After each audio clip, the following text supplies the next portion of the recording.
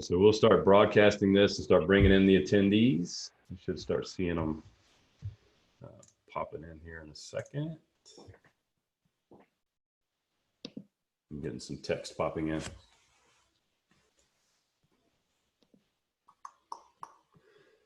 So as you're coming in, I'm going to launch a poll. Hopefully this works correctly. Oh, look at that, poll in progress. I'm going to launch a poll and just have everybody kind of answer a question for us. How are you currently doing? So brutally honest with yourself. This is an anonymous survey. If you could just click a button and kind of let us know, how you're doing right now. This will give us a little bit of information so we can tee this up. Jamie, can you see this poll going on? Or I saw it pop up, but with my screen share up, it ends up hidden, but I did see it pop up. Okay, so we're getting some answers on it. I got some greats. Higher percentage right now is 59% and hanging in there. Some on the lower end as well. So we'll let this run for just a couple minutes. I'm going to run through a quick introduction of Jamie, who is with us today. He even drew his picture on his opening slide, which I thought was kind of cool. So we can we'll talk a little bit about that, I'm sure.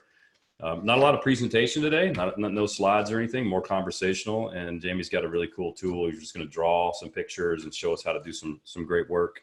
As we kind of open, Jamie's the founder of J Flinch, which is an advisory firm that focuses on helping business cultures, capabilities, leadership, and operating systems to enable companies to perform at scale. He's leveraged his experience to help and transform over 300 companies. Areas of expertise include continuous improvement, innovation and entrepreneurship, coaching and training, process transformation, business strategy, and organizational design. Today, we're going to be talking about strategic pivots in business and kind of how to manage the balance between process-driven and instinct-driven decision-making, which I thought was really, really interesting. Some of the last interactions that we had in person, Jamie, we had a room full of people, which seems like, forever ago we could have a room full of people. Yep. Everybody had a mousetrap game, and there were these like teams of 4 or 5. And the goal was, this is mousetrap. Everybody on the call knows what mousetrap is. You put the little ball in and it ends up on one side, and it's, how long does it take for that to happen? And you gave us some instruction and some tools and said, make it shorter, basically, right? So you had to shorten the amount of time that it took the ball to go across. And there was a few rules around it, not a lot. And you had a few tools you could work with, but you had to be very innovative in rebuilding the game so that the ball could get through the thing quicker. And obviously it was a little bit of a contest because you had other people you were competing with and always certain roles. So that's a little bit of kind of the situation that we're in today. One of the things that we've been doing, I'll hold this up, is we've been talking about DSRO or playing defense to get to stabilization, to get to reset, to get to play offense. So when we're thinking about our companies in those kind of 4 categories, this defensive category, we spent a lot of time in defense recently. Some of us have gotten to stabilization, or at least a little bit more stability than we did have a week ago or 2 weeks ago. Some of us are moving into reset. So this is, kind of today's conversation is how do we look at resetting? How do we make decisions about resetting, whether that be short-term or long-term? And then, how do we play offense again?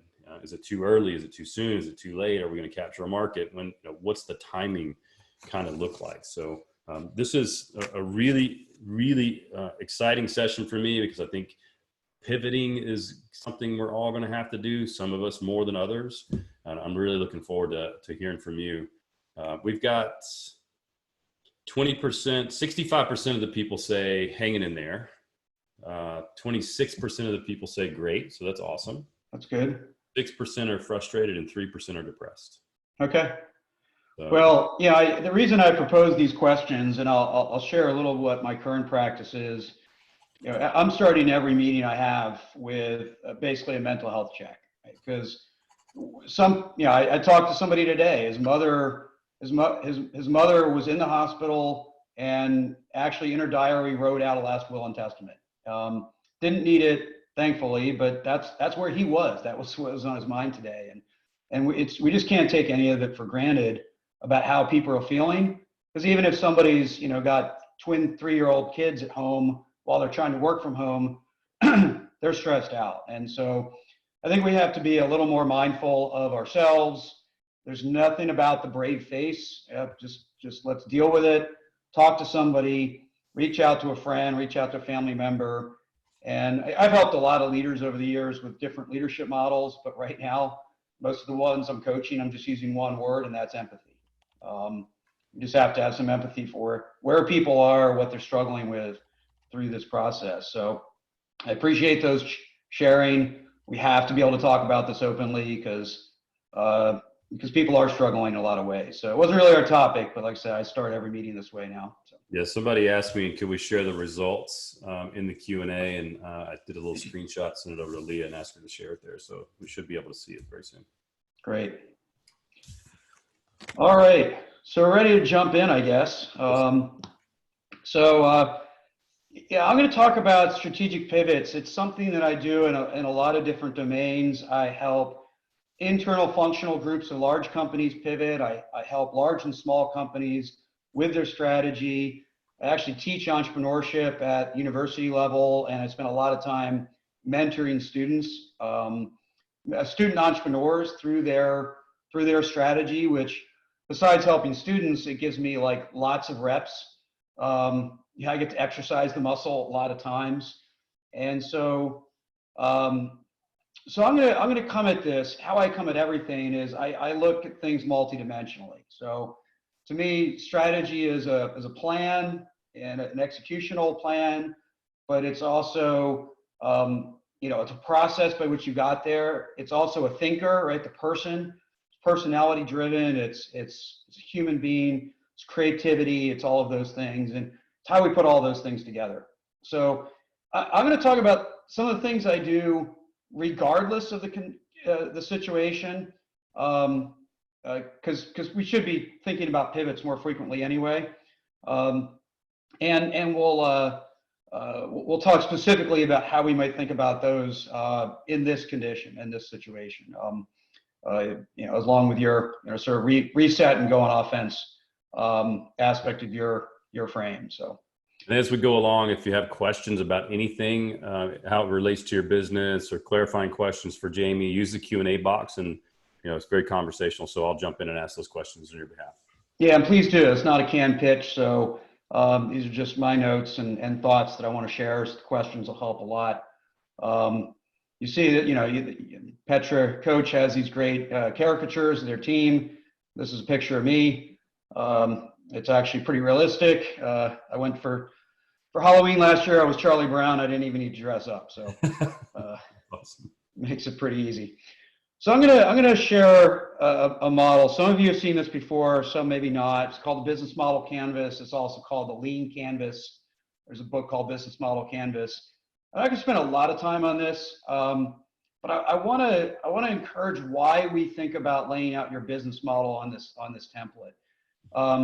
The idea is that most leaders I work with, especially entrepreneurs, they either have sort of a value customer connection mindset and they're really focused on those aspects, or they have a real sort of product or service value perspective, and they have that kind of focus. And that's their personality coming out through the strategy. But what happens is if you're really, really good at what I call the front stage and the backstage, right? The market side or the back of the house side, you tend to have blind spots in other places. And especially when it comes to pivots, we tend to not focus on the full picture and we miss really big opportunities. So I'm just going to really walk through quickly some key things to think about as you think about this, using this framework that, it's not going to give you the answer, but it's a way to have the conversation, especially with partners, with a thought partner, with an advisor, with your team. If you are so inclined to include them in the strategy, it gets it out of our head and into an open space where we can talk about. So, customer segments, of course, that's pretty traditional aspect, but we have to think about, customers versus consumers. And that includes, situations where you're selling to one company, but, one division is the user, they're the consumer. Another division is the payer, they're the customer, right? But many people are sort of market in, and so you might start with that box, but you do have to be clear about who you're really serving. Customer relationships, we have them shaped. Some are very transactional on one end of the spectrum. Some are very long term. That's going to shape, especially now, how some things work, right? So your business, very long term customer relationship, and so you're doubling down on that relationship right now with services like this. Others that are more transactional have to reset every transaction, which makes the need for pivots sometimes to happen faster, because if the transaction opportunity goes away. Can I ask a question on customer segments really fast? So when you're drafting this up for someone or working with someone, how granular do you get in that particular area? Do you get all the way down to, business size, or is it just kind of this category of business? I think it depends on how much you know, and I think the key is it's iterative, right? So if I'm working with an entrepreneur, a lot of times we're staying fairly high level, but then, and what I'll get to is we'll define some key aspects of each bucket, and that'll drive the plan. And then we won't go more granular in every single category. We'll go more granular where we need to. Okay, that makes sense. And then the other aspect here is, is it value-based relationship, or is it a more contractual based relationship? Where on that spectrum are you, right? So if you're in a commodity business, nothing wrong with that. Probably on a contractual relationship, and that provides a little stability now, right? But those terms are going to be challenged in a lot of different ways. Channels, a lot of you know an awful lot about that. Just to me, simply inbound, outbound is the highest level. How do you reach customers? If we have time, I'll share mine. I'm really my business is poorly shaped around channels. I've kind of had all the work I could handle through referrals, which means I don't shape my business, which is a missed opportunity in a lot of ways. Yeah. But it's just, every business has weaknesses. That's one of mine. I've got a quick question if you want to allow somebody to ask it real fast. Please. I got Arnie on here, and I'm going to allow you to talk real quick, Arnie. So jump in with your question. Whoa, man. I was on. Can you hear me? Yes. Did you have a question? I did not. I'm sorry. Did I hit a button? I'm so sorry. You raised your hand. Bye, Arnie. Oh, okay. So value proposition, it's to me, it's three questions. It's what problem are you solving for the customer? Being super clear about what problem for them are you solving. Right now, this is interesting because people's problems are different, right? So I'm actually in conversations with a ventilator company. Their demand is up 2,000%. And they don't know how to scale. They've never done that before. And so that's their problem right now. And it's not an old relationship. It's kind of a new conversation. In the end, I'll just be doing whatever I can for free for them. But that's their problem right now. Talked to another that's in the hygiene business this morning. They're at full capacity, but they're working hard. They're just trying to keep their employees safe and serve their customers. Those are their only two goals, right? So the problem can shift, and if we miss the problem shifting, we can be in real trouble, right? So again, you're helping people with the reset, and so that's the stabilize, the defense, and the stabilize. So that's a new problem, and we have to make sure we understand that problem. What form does that solution come in, right? Product, service, whatever that might be, and then perhaps most importantly, what makes it special, right? Why are you solving that problem better than someone else is? If you don't know what that is, then you probably don't have it, and that means you need to dig a little deeper from that regard. In these activities, I won't spend a lot of time on this. Just that, what are the key activities? And to me, the connection to the value proposition is what matters, right?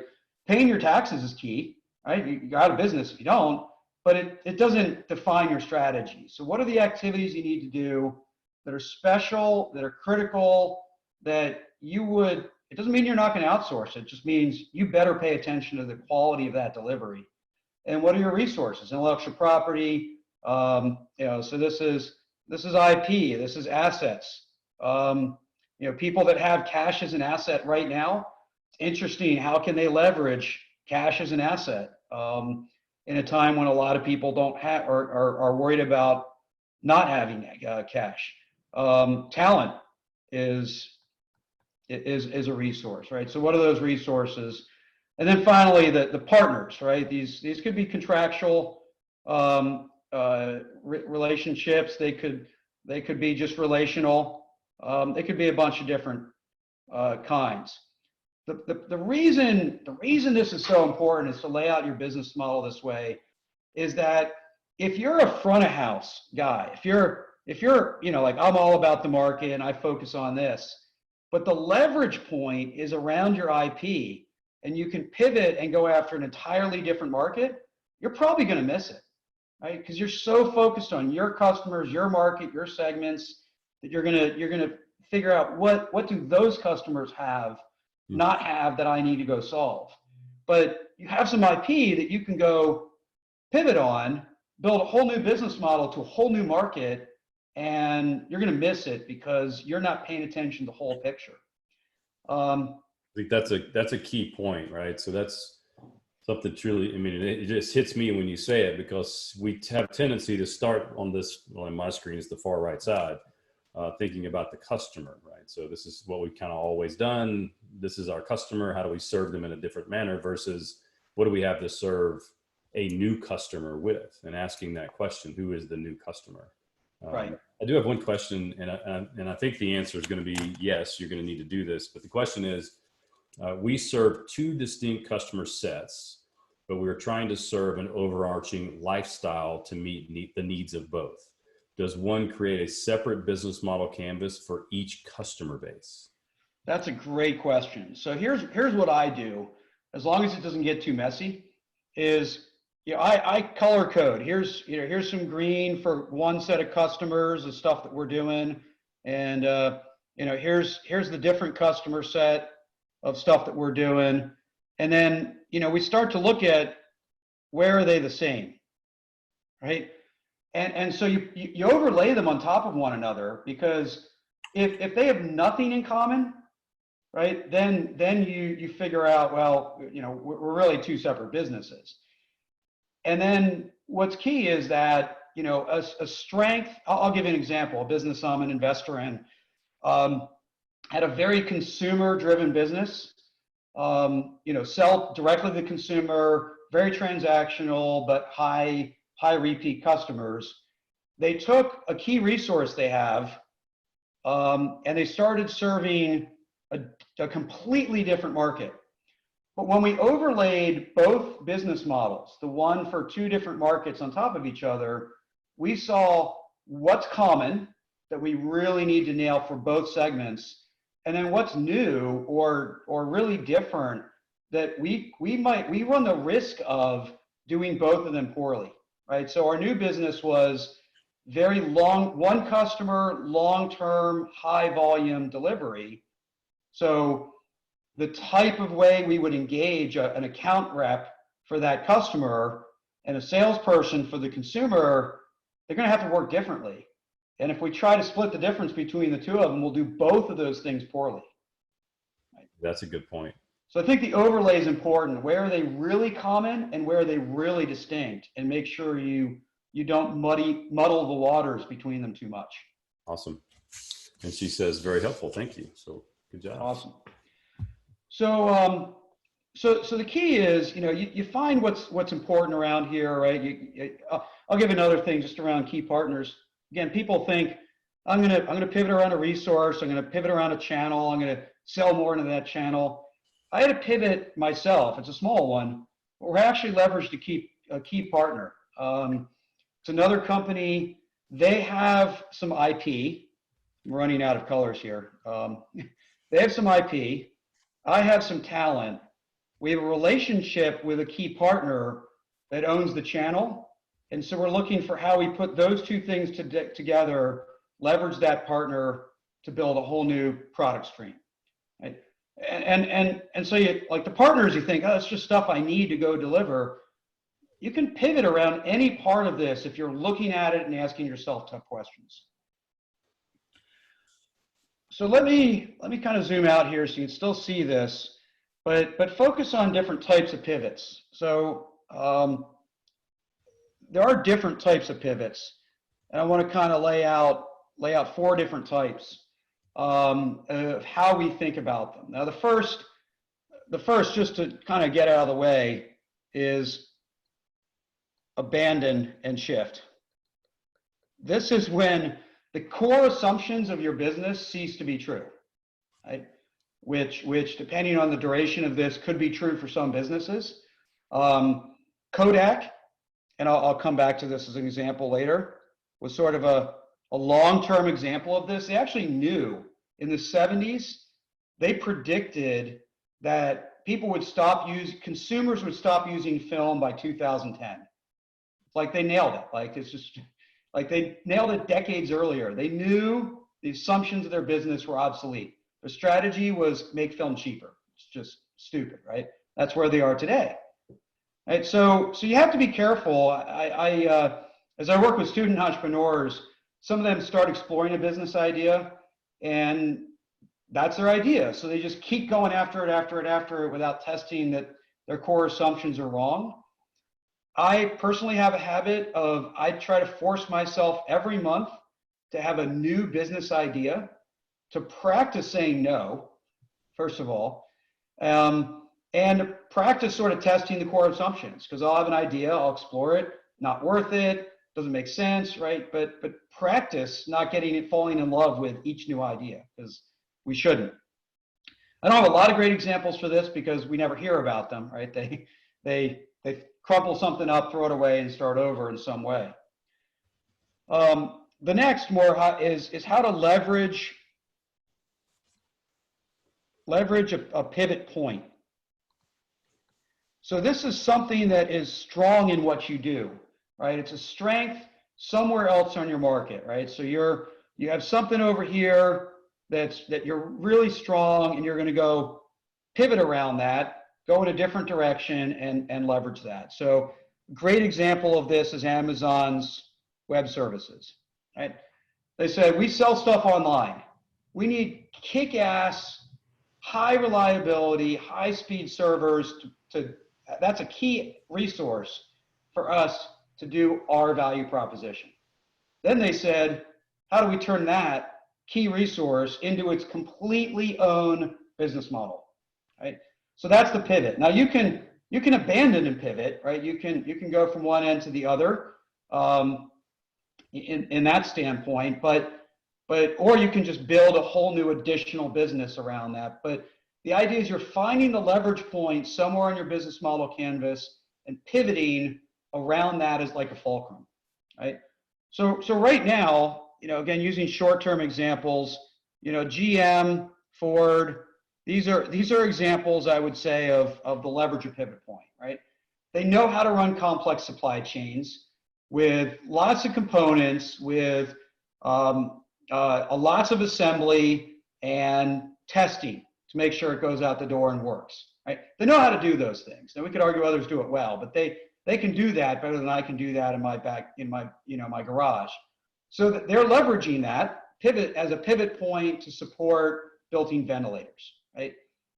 They shouldn't build masks, right? Because they can do things other people can't, right?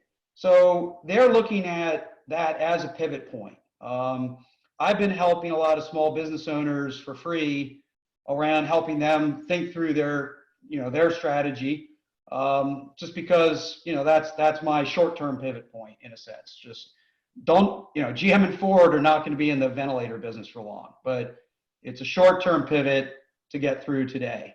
But it leverages something they're already good at, right? It's leveraging what they're good at.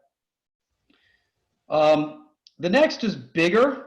It still has a pivot point, but I'll call it a reshape. And what this means is this is not just a swing. This is when a whole bunch of assumptions around your business model are no longer valid or are being threatened or challenged, but you still have somewhere in there a core value proposition. So Netflix is a good example of this, right? You know, most of what they used to do in mailing DVDs to people no longer was going to be valid. Same thing was true of Blockbuster, right? One hung on to their business model, another decided to reshape it. Comparing to Kodak, Fujifilm is another one.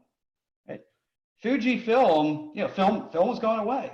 Fujifilm is a massive chemicals producer, especially into cosmetics and other things. They were really good at chemistry, in chemical management, stuff that went into film.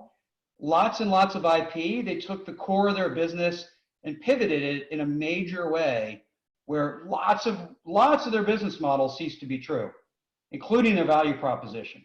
But their assets and their capabilities didn't cease to be true. They found new ways to provide value around that. So that's when you figure out what's still left when you shred away, and then what can I do now? I have a friend, dear friend, who's a caterer. Right?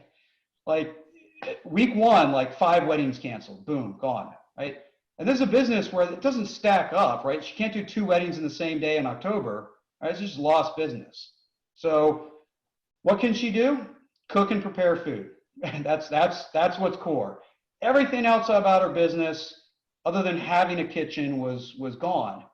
So now, short term, providing a daily menu, usually I think it's one thing, taking orders for it a couple days in advance, and I can't remember if it's delivery or pickup, but providing sort of prepackaged meals, including an upcoming Easter meal, right? It's taking what's core, stripping away all the stuff that is no longer true, and finding value in that business. We have the exact same example. It's called Tennis Suite here in Nashville. And I've been on their website a couple of times to order. They're sold out. Like their business is completely different and like going nuts because everybody wants to just let me pick it up or bring it to my place. And, you know, I want it all done. I don't have to mess with it. I can't go sit and eat it anymore. So it's a completely different business model, and it's working very well. Yeah. Yep. And there'll be another pivot coming. Right. Exactly. Yep. And then the last, just to give, you know, complete the list, is basically expand. It's not a pivot as much. Expand around a strength. And so, you know, a long-term example of this is Starbucks. You know, they have a location people go to. They have a point of sale. And so they just kept selling, you know, an ever expanding menu. And it's not about options, it's about expanding their average sale price, right? So the business model was the same. It's just they found what they were good at, and they just kept expanding on that strength, right? I would argue this could maybe be considered leveraging a pivot point, but right now Target, right, they're doing, I mean, lots of people are doing this, but my wife did this the other day, ordered online, 4 hours later, drive up, tell them what car they should be looking for with some kind of text or online message, drive up, put the stuff in the car, off you go, right? And so what's their strength? Well, their strength is managing large volumes of product. Their strength is their store operations, right? Not online. They're not nearly as good at that as, say, Amazon or even Walmart, but they're really good at store operations. And so, you know, how do they shift then very quickly to expand around what their strength is around this? You could argue that's a pivot rather than a expand around a strength. But the point is, they know what they're good at, and they're busy as hell right now, right? So these are the different types of pivots. What I want to shift to then is, you know, as you pivot, you know, a lot of what's on your business model canvas starts to change. So let me just go back here and give us another look. And once you know where you're pivoting, you start to say, oh, well, this has to change, and there's some aspect of this that has to change, and this needs to, be multiplied, and this is going to shift in a certain direction. So a whole bunch of things start to change with it, and you use those are your gaps, right? Each one of these are problems that you have to solve to deliver on your pivot, right? You don't just pivot and be like, now we're this. No, you got to do 40 things to deliver and execute on that pivot. So Jamie, just a clarifying question. So we would use this model and draw out like our pre-COVID-19 business on it first, and then think about ask ourselves those questions. Where are the assets, et cetera, right? So we're our potential pivot points, decide on a pivot, and then redraw. Yes, exactly. So to lay that out, let me lay that out sequentially for right now. What I would do right now is draw February 20, right? I would cross out what's no longer true, right? Because that happened to most businesses, right? So if we have time, I'll show you my example of what's, well, here's a quick one for both you and I, right? I spend, I'll say 9 out of 10 weeks on the road on an airplane, right? That's just no longer true, right? And I have no idea how long it's going to be true before we put, 300 people in front of a speaker to deliver a speech again. Yeah. I think we'll go back to work. Doesn't mean we're going to start having large groups the same day. So who knows how long that lasts. So right now, cross out what's no longer true.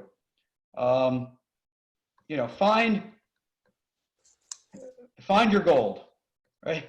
Whatever it is, right? Find your gold, your strength, your passion, your whatever. Where's your gold on what's left? And then redraw what that business model is around that gold. Good insight. Thank you. Now, as you redraw it, right, there's a whole bunch of things that are no longer true. So, or that you have to change, right? So you have to have a model to break those up. And I'm going to change colors here again. The mistake people make when they're thinking about all the different gaps that they have to close.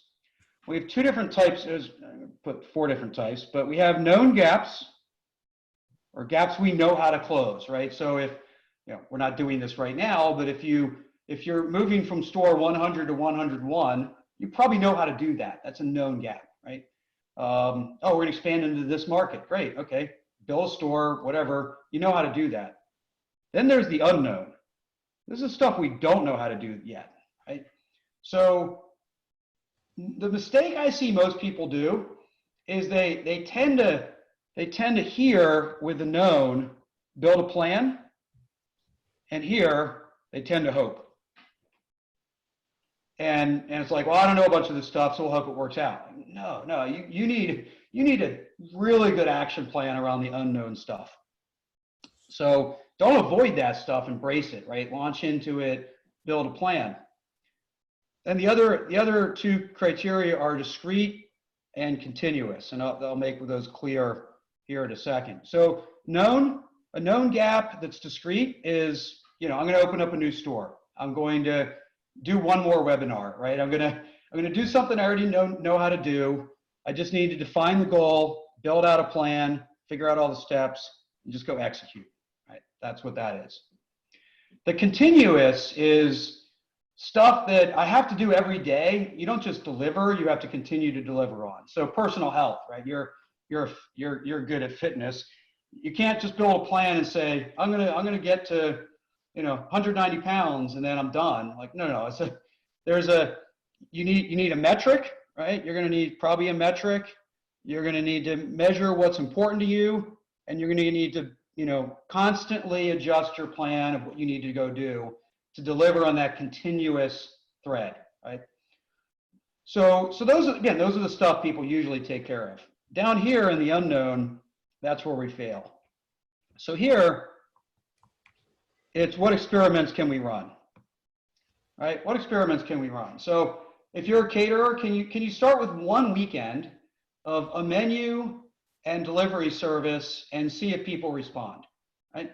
See if you can do it, see if you can respond, see what works, see what doesn't. You have an audience, again, this is not going to work. Well, I'll flip it the other way. You used to have a storefront.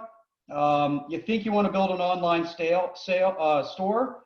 Well, can you throw stuff on Etsy temporarily just to test pricing and response rate from your existing customer base, right? So or if you're developing a new product, right? Is it feasible? What tests can you do to go figure out, is it feasible, right? So experiment and test, find out if that thing works, right? Or in what way it works. Continuous is more difficult, right? So continuous is, I'll just make this up as an example. The market I want to sell into is somewhere between 1 million and 1 billion. And I don't know. I don't know where it is. So if it's 1 million, I'm sad. If it's 1 billion, I'm pretty happy. I don't know enough, right? I need to learn more. You never get to find, precision, right? Because the market's always moving. So the best case, this is the best knowledge we might ever get. But we need a plan that does two things. One, how do we learn to narrow the spread of knowledge, right? Right now, I think a lot of companies we don't know if the general GDP is going to be down 8%, 13%, or something worse, right? A lot of forecasts I'm seeing between 8 and 13% down, but we don't know, right? But if I care about GDP, which most of us don't, we care about our particular market. What are the steps I can take to narrow the knowledge about what I need to understand? It could be, people are going to I do online training. Well, maybe people are willing to pay this, people are willing to pay that. I don't know what they're willing to pay. How do I narrow my knowledge about what the right pricing model is for a new market? Right? So I need a plan. Good. Would some of that come through experimentation, testing, A/B, et cetera? Absolutely, right? Some of that might be outside resources, whether it be checking out what other people are doing, asking some questions, getting yourself in a mastermind group, getting people who are experts in that to give you some knowledge. Yes, yeah, it can be. Let's go ask 10 customers. It can be some real data-driven stuff. It can be hiring experts. It can be buying information sources. It can be a lot of different things. But you need a deliberate plan to narrow the range of your important question. That's good. I like that. Yeah. And then the second part is you need to define how narrow you need it to be before you can act, right? If you don't define how much specific, you're never going to get completely specific, right? You're never going to get complete knowledge. How much ambiguity do you need to remove before you're willing to act? And if you don't define that up front, you just keep kicking down the can down the road and keep saying, I'm not sure, I'm not sure, I'm not sure, I'm not sure, and never act on your knowledge gap. And you just can't operate that way. You can't just keep kicking the ambiguity down the road. You need to define how much ambiguity you need to remove before you can act.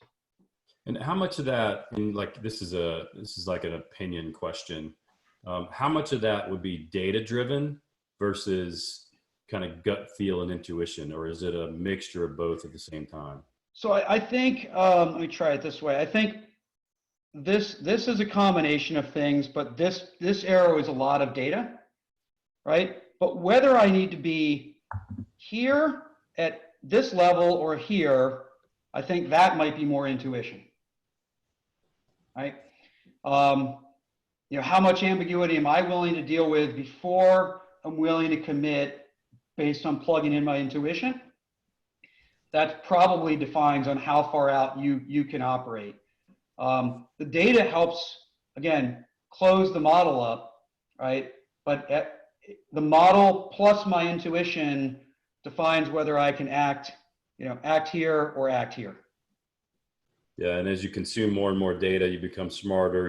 Your gut feel increases. Your intuition gets better at the same time. So I can see where you start the data to feed the other. So that's good.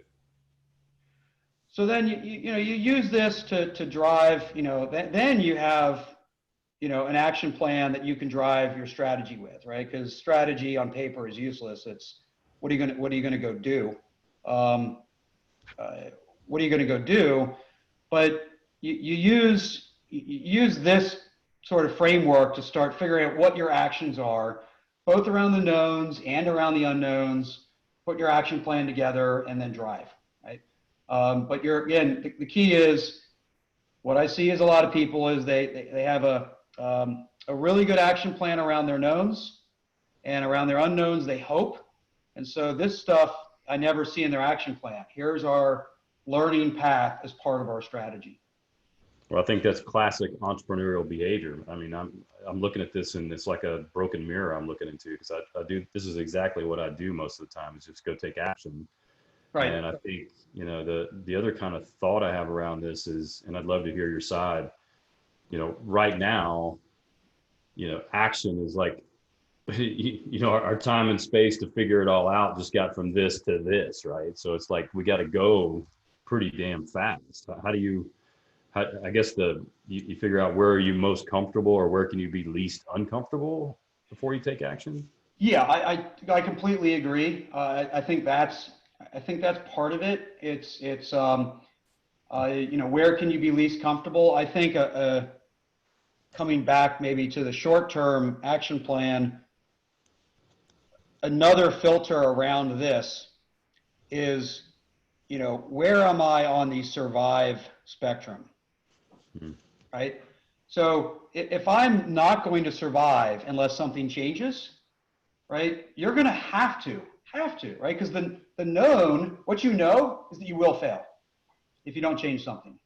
So you're going to have to tolerate on a pivot more ambiguity, because you're going to fail, right? Because you can't just ride it out. You have high confidence of failure if you don't do something. So that means you're going to, the worst thing to do is stay put. You're going to have to pivot. And so you're going to have to accept more ambiguity in that frame. If it's, you can survive, then I think the next question is, is it short-term pivot?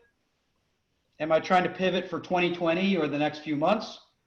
Or is this an opportunity to do a long-term pivot, right? And that's where you can deal with more ambiguity. Because, on a long-term pivot, if you're going to survive, you can do a couple things over here in short term. You can invest in your strengths and then be prepared for the long term, whether it's a return to normal or it's something new, right? And I do think, we shouldn't, even if we are in this category of we're going to survive, we should at least use this as an opportunity not to return to normal, but to return to better, right? So even if it's not that our strategy changes, then use the time to invest in your strengths, whether those are relational strengths, whether those are intellectual property, whether that's team talent, right? Invest in your strengths so that even if your strategy doesn't change, you're still better coming out of this. That's awesome.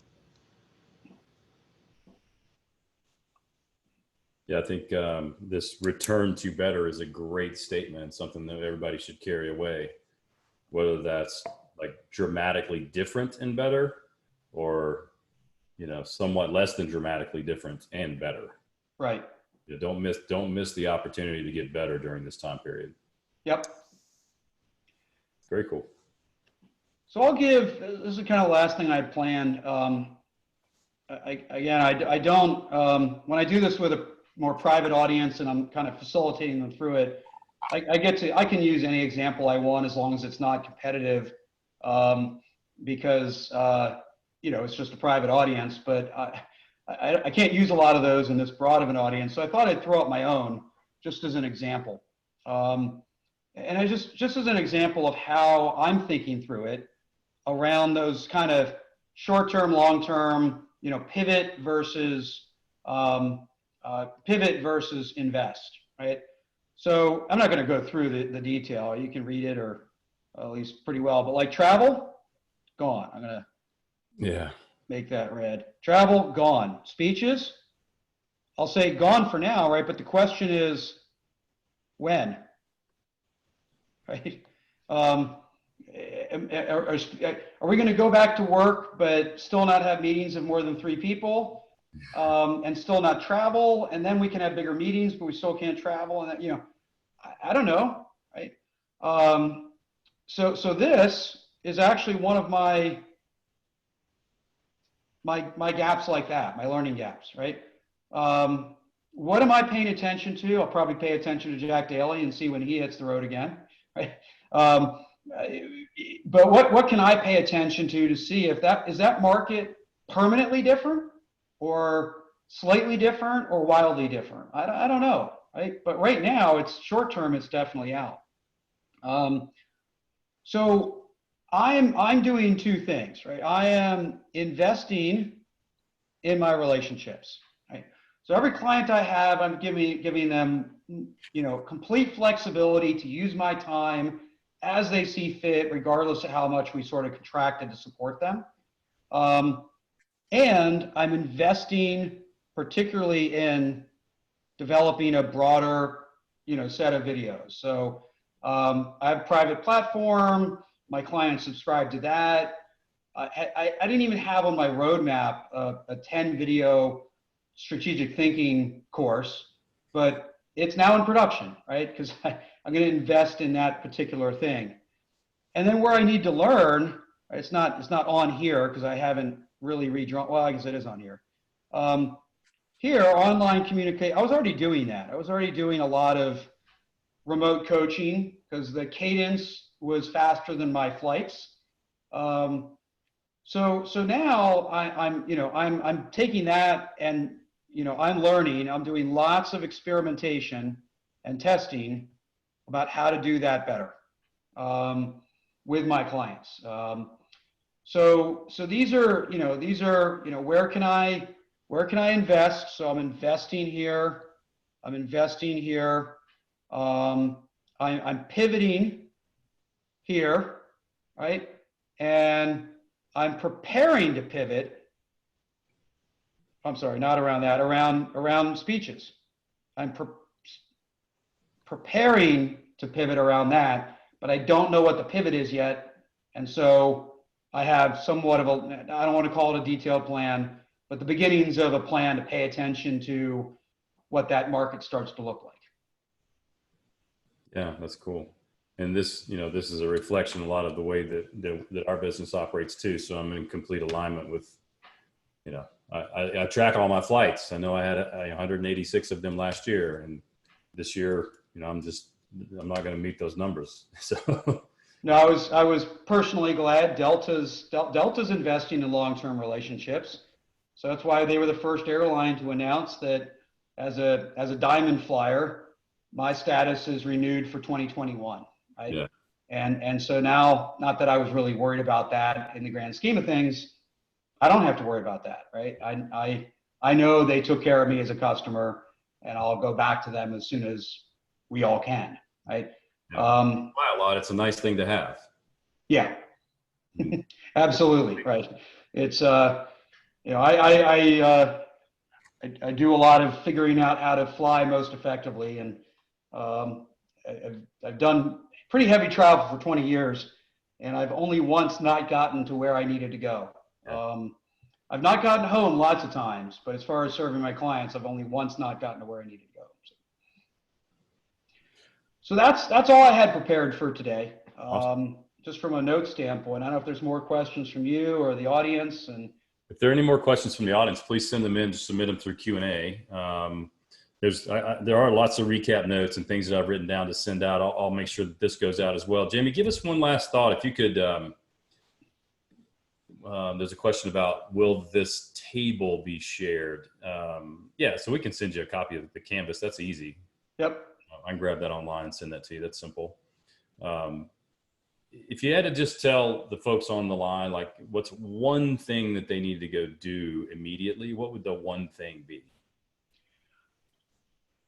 Well, let me give it 2 because I'm really bad at following directions. Okay. I think number 1 is you have to really answer this question are you prepared to survive or not? I think it frames everything. And if you're, I feel very fortunate that I'm prepared to survive, and it gives me way more flexibility in my choices and what I want to do, right? I could, if I wanted to, take a few months off, just invest in content and kind of, spring back later. I feel very lucky that I can do that. But you got to answer that question first, right? Can you survive, yes or no? Because I think it really frames how you approach this in terms of aggression and everything else. I think that the second thing you need to do is focus, right? So yeah, you're gonna figure out what your goal is, figure out what you can't do, but I would rather people simplify their business right now. Simplify, focus on the gold, focus on what works, double down, triple down, quadruple down on that, and really deliver the hell out of it. Because I think that's,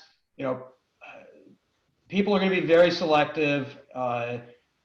If you're known for 10 things a little bit coming out of this, you may not be remembered. If you're known for one really good thing coming out of this, then people are going to call you back. Or they're going to pick up the phone and call you when they're ready. So, simplify, focus is I think super critical right now. That's awesome. A couple of quick wrap up things. We did record this. It will be on the website. There'll be all the content that was kind of said today, recapped in notes. It'll be on the blog. It'll go out as an email to all the participants. All of this information is on the website, petracoach.com, and we've got a special section for COVID-19. Hopefully we'll be able to just turn that into just a special section very, very soon. We do have 2 workshops as early as tomorrow. One of them is around this particular topic. So if you need some additional help, just getting in a room with a coach and walking through playing defense, getting the stabilization, working through reset and playing offense, using some of the tools, thoughts, and ideas that Jamie had today, as well as some of the content that we produce, let us know. And then the CARES Act piece is still alive as well.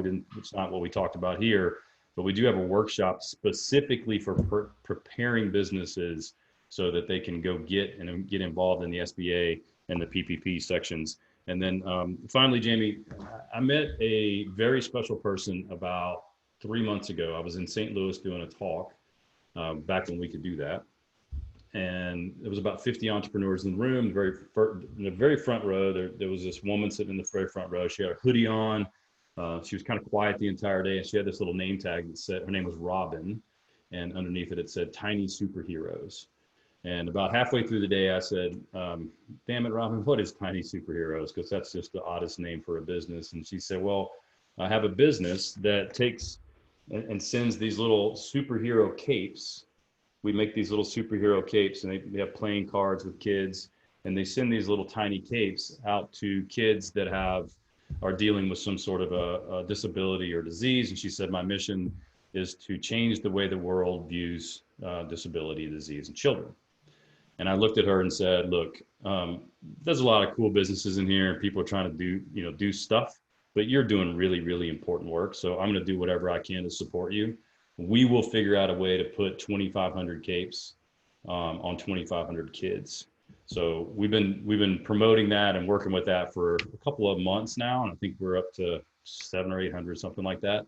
So I'm going to donate some capes and make sure that they have your name on them for you to spend some time with us today. So we're going to put some capes on little tiny superheroes in your name, and I really, really appreciate you spending some time with us today. Thank you. Super cool. Appreciate you doing this for your clients, and to all those listening, thanks for taking the time. Know it's hard out there. Get whatever help you need, both personally and professionally, and there will be a better day. Awesome. Thanks, brother. We'll see you around. Take care. All right, bye-bye.